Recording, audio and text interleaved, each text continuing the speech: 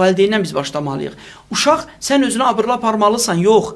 Valideyn özündə borc bilməlidir, qınaq bilməlidir ki, mənim övladım ədəbsiz hərəkət elədi. Mənim övladım müəllimə cavab qaytardı. Bunu valideyn utanmalıdır, uşaq yox.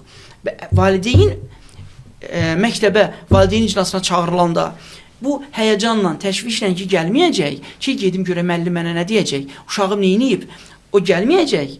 Və uşaqlarımızın biz tərbiyəsinə məşğul ola bilməyəcəyik. Və gələcəkdə də müəyyən qədər bu cür böyüyən və təcrübədə təkmilləşən, negativ təcrübədə təkmilləşən uşaqların yuxarı sinif şagirdləri olanda isə yuxarı siniflərdə bəzən onların müəyyən davranışların qarşısını almaq asan da olmayacaq. Çünki onlar ona dəyər verir. Belə olmalıdır.